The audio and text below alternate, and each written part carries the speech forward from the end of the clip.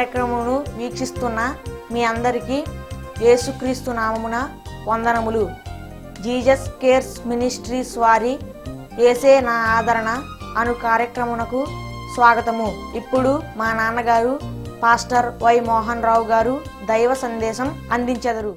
ప్రభునందు ప్రియులారా, ఈ వాక్య భాగాలని మీతో పంచుకోవడానికి దేవుడిచ్చినటువంటి ఈ గొప్ప సదావకాశాన్ని బట్టి దేవునికి మొదటిగా కృతజ్ఞతా వందనములు చెల్లించుకుంటున్నాను. First I am very thankful to God given this great opportunity to share this word of God with you. వాక్యాన్ని చదువుకునే ముందు చిన్న ప్రార్థన చేసుకుందాం. అందరూ తలలు వంచి కళ్ళు మూసుకొనవలసిందిగా కోరుచున్నాను. ప్రేమ కలిగిన మా యేసయ్య, కృప కలిగిన మా తండ్రి, పరిశుద్ధుడా పరిశుద్ధుడా పరిశుద్ధుడా, మీ పరిశుద్ధమైన పాదములకు స్తుతులు స్తోత్రములు చెల్లించుకుంటున్నాను నాయన. ఇవో నా ప్రభువా, గడిచిన వారమంతయు కూడా మమ్మలను కాచి కాపాడి ఆరోగ్యకరంగా ఉంచినందుకు స్తోత్రములు చెల్లించుకుంటున్నాం ప్రభువా. ఇదిగో నా నాయన, ఈ టీవీ కార్యక్రమమును జరిపించటానికే మీ వాక్య భాగములు మీ ప్రియబిడ్డలతో పంచుకోవడానికి ఈ చక్కని తరుణాన్ని దయచేసినందుకు మీకు స్తోత్రములు చెల్లించుకుంటున్నాం ప్రభువా. ఇదిగో నా తండ్రి, ఈ టీవీ ముందు కూర్చొని వినుచున్న మీ ప్రియబిడ్డలకు ఏ విధమైనటువంటి అవసరతలో ఉన్నారో, ఏ విధమైన అక్కరతలో ఉన్నారో నా ప్రభువా మీకు తెలుసు నా తండ్రి. వారి హృదయ వాంఛలను తీర్చండి, రోగులను ముట్టండి, స్వస్థపరచండి నాయన. మీకు స్తోత్రములు చెల్లించుకోండి. తద్వారా మీరే గొప్ప దేవుడు, సత్యవంతుడు, నీతివంతుడు, జాలి కలిగిన మా యేసు ప్రభు అని మీ ప్రియబిడ్డలు తెలుసుకునేటువంటి వారుగా సహాయం చేయండి. వారికి మీ రక్షణ భాగ్యాన్ని చూపించమని, ఈ కొద్ది మనములు మీ పరలోక సన్నిధిలో చేర్చుకోమని ఆ ప్రభును ప్రియకుమారుడని యేసునామమున వేడుకుంటున్నాం తండ్రి, ఆమేన్. ప్రభునందు ప్రియులారా, దేవుని యొక్క వాక్యాన్ని చదువుకుందాం.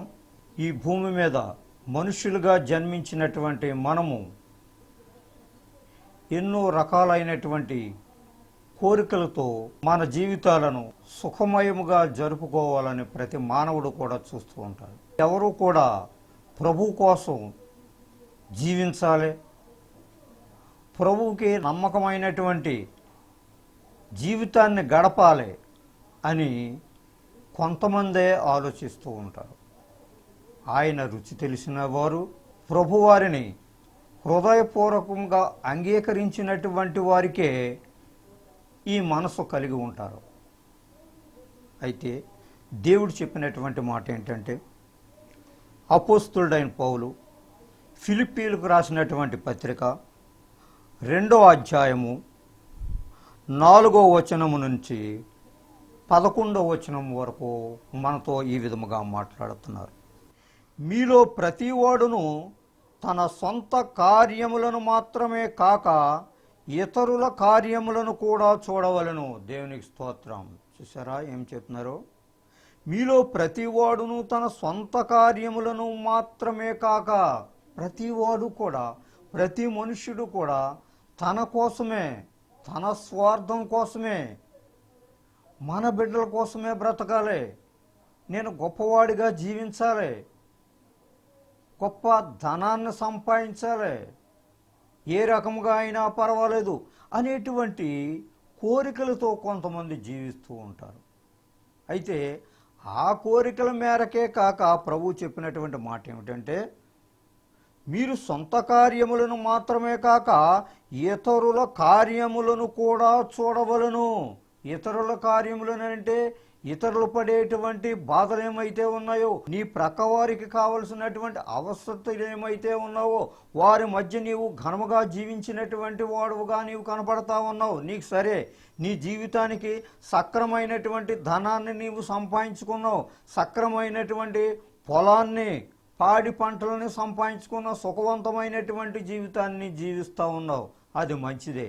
కానీ ప్రభువారి కొరకు కూడా నీవేమైతే సంపాదించుకున్నావు, ఏమైతే సుఖవంతమైనటువంటి జీవితాన్ని నీవు జీవిస్తున్నావో ఇదంతా కూడా ప్రభువారే నాకు దయచేశారు అనేటువంటి సత్యాన్ని నీ మనసులో ఉంచుకొని ప్రభువారికి ఇప్పుడు కూడా కృతజ్ఞతాస్తుతులు చెల్లించాలి. అదే ప్రభువారు కోరుకునేటువంటి. నీ ప్రక్కవారు ఏ విధంగా అయితే పేద స్థితిలో ఉన్నారో, ఏ విధమైనటువంటి మనసుతోటి నిన్ను వాళ్ళు అభ్యర్థిస్తున్నారో ఇవన్నీ కూడా నీవు ఆలోచించి నీకు తగినటువంటి సహాయము ఇతరులకు చేసినట్లయితే అది ప్రభువారి దృష్టిలో నీవు ఘనముగా ఎంచబడతా ఉన్నది. అదే ఇక్కడ చెప్పేటువంటి మాట. ఇతరుల కార్యములను కూడా చూడవలను. అతను నీతో ఎంతవరకు సక్రమైనటువంటి పద్ధతిలో ఉన్నారు, నీవు ప్రభువులో ఏ విధముగా అయితే జీవిస్తా ఉన్నావో నీ ప్రక్క వ్యక్తి కూడా ప్రభువులో జీవించేటువంటి విధానాన్ని నీవు చూపించాలి. ఆ విధమైనటువంటి విధానము నీవు చూపించినట్లయితే ప్రభువారి దృష్టిలో నీవు ఘనుడుగా కనబడతావు. అతని యొక్క గొడవ నాకెందుకులే, వాళ్ళ బాధల్లో ఉన్నారు, వాళ్ళ గొడవ నాకెందుకులే, వాళ్ళ ఆ బాధల్లోనే కూరుకుని ఇంకా పోవాలి, లేకపోతే మనుషులకు లొంగరు అని ఈ రకమైనటువంటి తలంపులు వస్తూ ఉంటాయి. ఎందుకంటే నువ్వు ధనికుడుగా ఈ భూలోకంలో జీవిస్తూ ఉన్నావు కనుక నీవు ఆ లోటుపాట్లు నీవు తెలుసుకోలేవు, ఆ బాధలు నీకు అక్కర్లేదు. కానీ ఈ విధమైనటువంటి సుఖవంతమైనటువంటి జీవితం ప్రభువారికి నీకు దయచేసినప్పుడు ఆ విషయాలని ఇతరులను కూడా, ఇతరుల యొక్క బాధలు, ఇతరుల యొక్క అవసరతలు ఏమైతే ఉన్నాయో అవి కూడా నీవు తీర్చడానికి ప్రయత్నం చేయమని దేవుడు చెప్తా ఉన్నారు. క్రీస్తు యేసునకు కలిగిన ఈ మనసు మీరును కలిగి ఉండుడి. క్రీస్తు యేసునకు కలిగినటువంటి మనసు అంటే కుంటివారికి కాళ్ళను దయచేసినటువంటి ప్రభువు, గుడ్డివారికి చూపును దయచేసినటువంటి ప్రభువు, పక్షవాయువు గల వారిని బాగు చేసినటువంటి ప్రభువు, ఎన్నో అద్భుత కార్యాలు చేసినటువంటి దేవుడు మనకు కలిగి ఉన్నాడు అనేటువంటి సత్యాన్ని మర్చిపోకుండా మనము జీవించాలి. యేసుక్రీస్తునకు కలిగిన మనసు మీరును కలిగి ఉండుడి. ప్రభువారికి ఎప్పుడు కూడా దీనుల ఎడల ఆయన ప్రేమ చూపించాడు. వాక్యాన్ని ఎంతోమంది వింటూ ఉండేవారు, ఎంతోమంది యేసు ప్రభువుని అంగీకరించారు ఆ రోజుల్లో కూడా.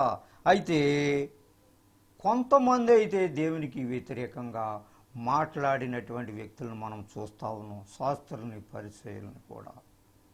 అయితే దేవుని యొక్క వాక్యాన్ని ఎవరైతే వింటారో వారే ఆశీర్వదించబడినటువంటి వారుగా మనం చూస్తూ ఉంటాం. అందుకని యేసుక్రీస్తునకు కలిగిన మనసును మీరు కూడా కలిగి ఉండుడి. దయగలిగినటువంటి గుణము, ప్రేమ కలిగినటువంటి తత్వము, అసూయ లేనటువంటి స్వభావము, కోపము లేనటువంటి స్వభావం, ఇలాగ యేసుక్రీస్తు వారిలో ఎన్నో మనము చూస్తా ఉన్నాం. ఈ బైబిల్ గ్రంథంలో చూసినట్లయితే అటువంటి మనసు, అటువంటి తగ్గింపు కలిగినటువంటి మనసు నీవు కూడా కలిగి ఉండాలి. అలా కలిగి ఉన్నట్లయితే ఈ ప్రపంచంలో ఉండేటువంటి ప్రజలందరూ కూడా సాత్వికంగా కనపడతారు. ఈ గొడవలే ఉండవు, ఈ అభ్యంతరాలు ఉండవు, ఈ కొట్లాట్లు ఉండవు, అసూయ స్వభావాలతోటి ఉండరు. ఇప్పుడు యేసుక్రీస్తు వారికి కలిగినటువంటి మనసు మనకు కూడా ఎప్పుడైతే కలుగుతూ ఉంటుందో ఈ యొక్క నీచమైనటువంటి స్వభావాలు మనలో నుంచి దూరమైపోతాయి. యేసుక్రీస్తు వారు మనకు నేర్పినటువంటి సత్యం అదే. ప్రభునందు ప్రియులారా, ఈ విషయాలన్నీ మనం జాగ్రత్తగా పరిశీలన చేసినట్లయితే యేసుక్రీస్తు వారు గొప్ప కార్యాలు మన కొరకు చేసి ఉన్నారు. ఆయన మనము చేసినటువంటి అపరాధముల కొరకు ఆయన సిలువ మీద మరణించాడు. He died for us. కాబట్టి ఆయన యొక్క గొప్ప కార్యాలను మన మనసులో ఉంచుకొని ఎల్లప్పుడూ కూడా ఆయన కృతజ్ఞతాస్తుతులు చెల్లించుకుంటూ ఆయనకు కలిగినటువంటి మనసును మనము కూడా కలిగి ఉండటానికి ప్రయత్నం చేయాలి. ఆయన దేవుని స్వరూపము కలిగిన వాడయుండి దేవునితో సమానముగా ఉండుట విడిచిపెట్టకూడని భాగ్యమని ఇచ్చుకొనలేదు. దేవుడే గొప్పవాడు, దేవుడు భాగ్యవంతుడు, ఈ ప్రపంచాన్ని సృష్టించిన సృష్టికర్త. ఆయనకు ఎంతో భోగభాగ్యాలతో నివసించగలిగినటువంటి శక్తి ఉండేటువంటి దేవుడు.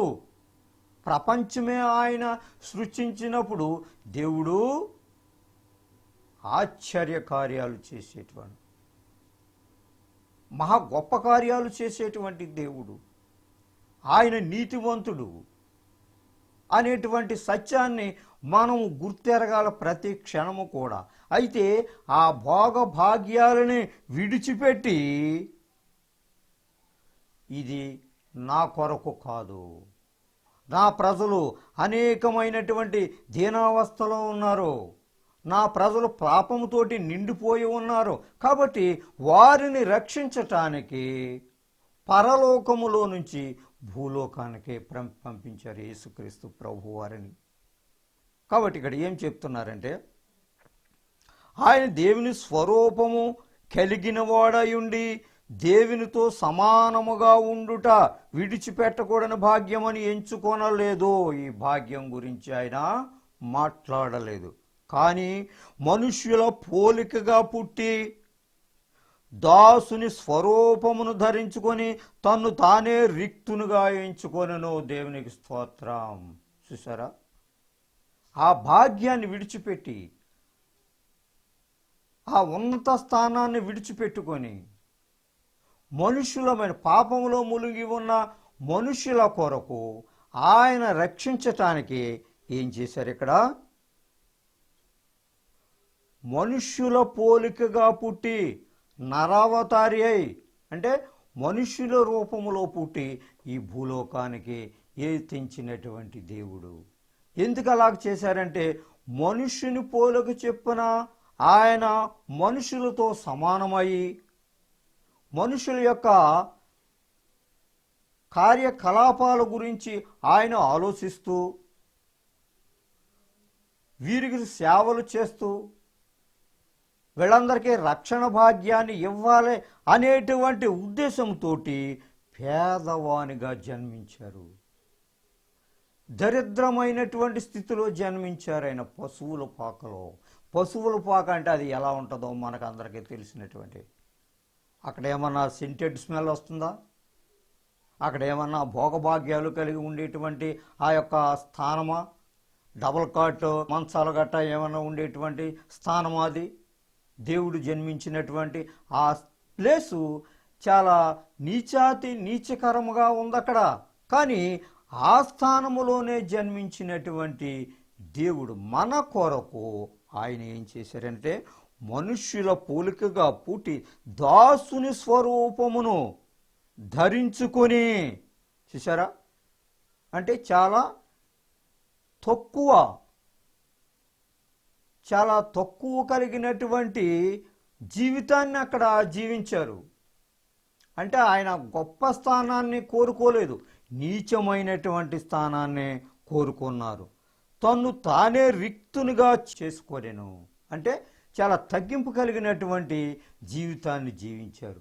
ఎందుకనంటే ఈ మనుష్యుల కొరకు, మనుషులు చేసినటువంటి అపరాధముల కొరకు, పాపములో జన్మించినటువంటి ఈ మనుషులను రక్షించడానికి యేసు ప్రభువు ఆ మనుష్యుని రూపంలో అవతారమై మన కొరకు ఈ భూలోకానికి ఏదించినటువంటి సంఘటనకి ప్రతి వారికి తెలుసు.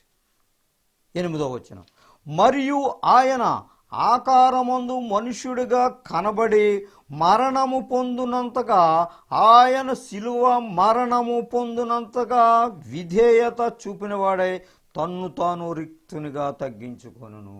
చూసారా, ప్రాణాన్నే మన కొరకు ఫణముగా అర్పించినటువంటి దేవుడు. ఎందుకయ్యానంటే మనము చేసినటువంటి అపరాధములకు నిమిత్తమై రిక్తునిగా శిలువ మరణము పొందునంతగా తన్ను తాను తగ్గించుకొనెను. శిలువ మరణం అంటే ఆయన మన కొరకు ఆ శిలువ మీద ప్రాణత్యాగం చేసి ఉన్నారు.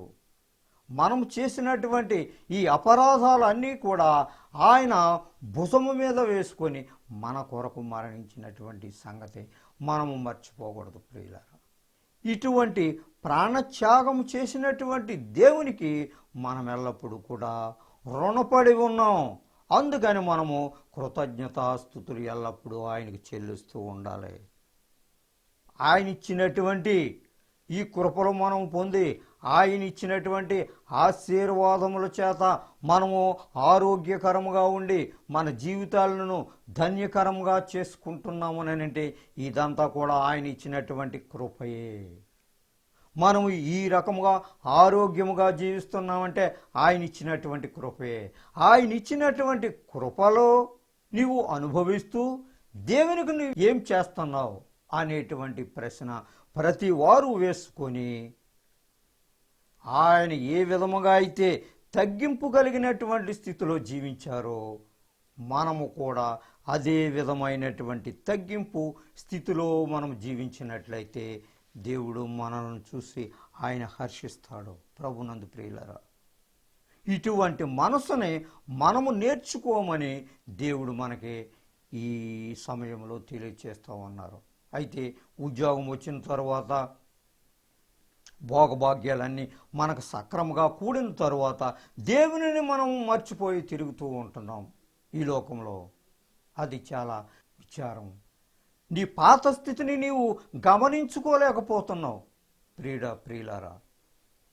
కాబట్టి దేవునిలో నీవు ఎంతైతే తగ్గింపు కలిగినటువంటి స్థితిలో నీవు ఈ లోకంలో జీవిస్తావో పరలోకంలో కూడా నీకు మంచి స్థానము దేవుడు నీకు కలుగ చేస్తాడనేటువంటి సత్యాన్ని మర్చిపోకూడదు. అందుచేత పరలోకమందున్న వారిలో కానీ భూమి మీద ఉన్న వారిలో కానీ భూమి క్రింద ఉన్న వారిలో కానీ ప్రతి వాని మోకాలు యేసు నామమున వంగునట్లు దేవునికి స్తోత్రం. చూసారా, ఈ విధమైనటువంటి ఫలాలని అనుభవిస్తూ ఈ విధమైనటువంటి భోగభాగ్యాలని నీవు అనుభవిస్తూ ఇక్కడ ఏం చెప్తా ఉన్నారంటే ఎక్కడైనా సరే పరలోకమందునో కానీ భూమి మీద ఉన్న వారిలో కానీ భూమి క్రింద ఉన్నవారు ప్రతి వాని మోకాలు యేసునామమున వంగునట్లు you knelt before God and ప్రే.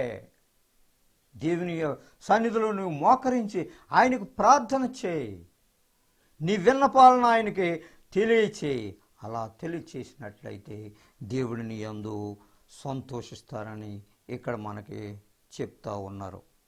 ప్రతి వాని నాలుకయు తండ్రి అయిన దేవుని మహిమార్థమై యేసుక్రీస్తు ప్రభు అని ఒప్పుకొనున్నట్లు ఈజ్ అవర్ మైటీ గాడ్. ఆశ్చర్యకరమైనటువంటి దేవుడు, గొప్ప దేవుడు. నా కొరకే ఈ సృష్టినంతటినీ కలుగచేసి నేను చేసినటువంటి అతిక్రమముల నిమిత్తమై ఆయన శిలువ మీద మరణించాడు అనేటువంటి సత్యాన్ని నీవు గుర్తెరిగి యేసు నామములో ప్రతి ఒక్క మోకాలు వంగునట్లుగా ఏమి కాదు నిన్ను ప్రార్థన చేయమంటున్నారంటే దేవుడు ప్రతి వాని మోకాలు ఆయనకు వంగి నమస్కారం చేయనట్లుగా ఎందుకనంటే అలాగ నువ్వు ప్రార్థించినట్లయితే దేవునికి ఇష్టడుగా కనపడతావు. ప్రతి వాని నాలుగు తండ్రి అయిన దేవుని మహిమార్థమై యేసుక్రీస్తు ప్రభు అని ఒప్పుకొనున్నట్లు. యేసుక్రీస్తు దేవుడు, గొప్ప దేవుడు.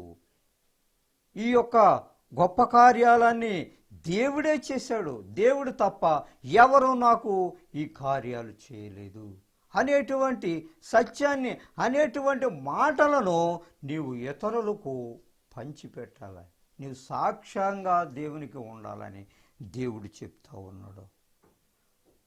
దేవుడు ఆయన అధికముగా వెచ్చించి ప్రతి నామమునకు పైనామమును ఆయనకు అనుగ్రహించెను.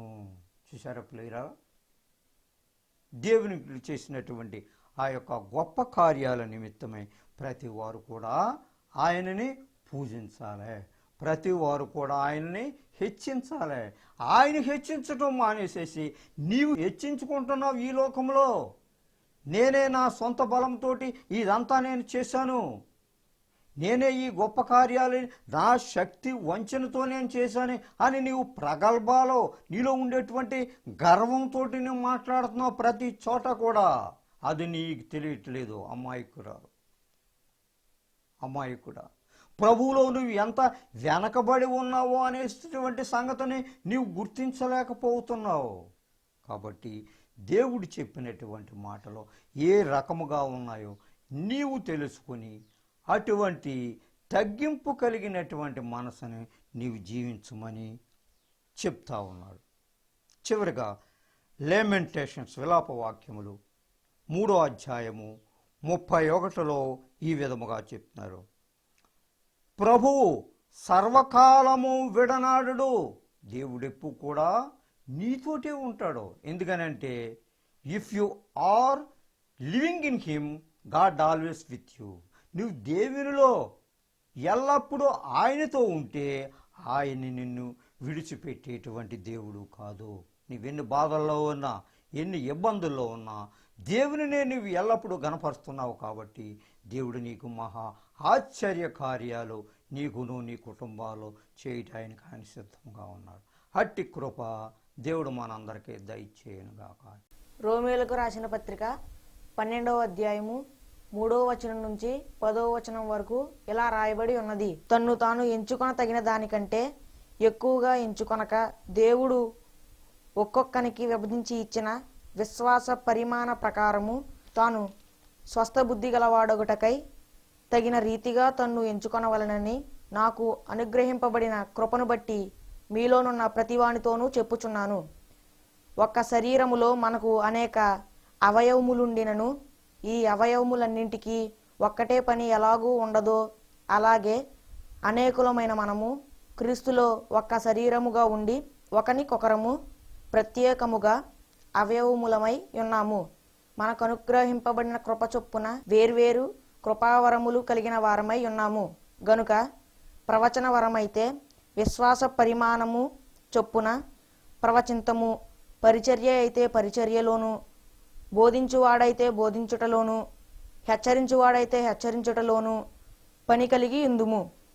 పంచిపెట్టువాడు శుద్ధ మనసుతోనూ, పై విచారణ చేయువాడు జాగ్రత్తతోనూ, కరుణించువాడు సంతోషముతోనూ పని జరిగింపవలెను. మీ ప్రేమ నిష్కపటమైనదై ఉండవలెను. చెడ్డదానిని అసహించుకొని మంచిదానిని హత్తుకొని ఉండుడి. ప్రార్థన చేసుకుందాం. ప్రియులారా, అందరూ కళ్ళు మూసుకోవలసిందిగా కోరుచున్నాం. ప్రేమ కలిగిన మా యేసయ్య కృపల తండ్రి, పరిశుద్ధుడా, మీ పరిశుద్ధమైన పాదముల స్తోత్రములు. ఎంతవరకు నా తండ్రి మీ వాక్యం ద్వారా మీ ప్రియబిడ్డలతో మాట్లాడి ఉన్నారు నాయన. తగ్గింపు కలిగినటువంటి స్థితి మీ ప్రియబిడ్డలకు దయచేయండి. నా ప్రభువా, ఈ టీవీ కార్యక్రమం ముందు నా నాయన ఎవరైతే వినుచున్నారో నీ ప్రియబిడ్డలను ఒకసారి ముట్టండి, దర్శించండి నాయన. వారి యొక్క వ్యాధి బాధల నుంచి దూరపరచండి తండ్రి. నా ప్రభువా, కుటుంబంలో శాంతి సమాధానంతో నింపమని, ఎల్లప్పుడూ కూడా మిమ్మల్ని పూజించేటువంటి వ్యక్తులుగా మీ రక్షణ భాగ్యాన్ని వారికి చూపించమని ఈ కొద్ది ప్రార్థన పరలోక సన్నిధిలో చేరనిమ్మని మా ప్రభుని ప్రియకుమారుడైన యేసునామమున వేడుకుంటున్నాం తండ్రి. Amen, amen, amen. God bless you all. మీ అందరికీ నా వందనాలు. దైవ సందేశం విని దీవెనలను పొందారని నమ్ముచున్నాము. సలహాలకు, సందేహాలకు, ప్రార్థనల కొరకు మమ్ములను తప్పక సంప్రదించండి. మా చిరునామా pastor Y Mohan Rao garu, Jesus Cares Ministries, Dommeru post 534351, Kovvur మండలం, west Godavari district, Andhra Pradesh, S India. మా phone number 9652128511. Our email address mohany7@yahoo.com. మా చిరునామా pastor Y Mohan Rao garu, Jesus Cares Ministries, Dommeru post 534351, Kovvur మండలం, పశ్చిమ గోదావరి జిల్లా, ఆంధ్రప్రదేశ్, ఎస్ ఇండియా. మా ఫోన్ నంబర్ 9652128511. మా ఈమెయిల్ అడ్రస్ mohany7@yahoo.com.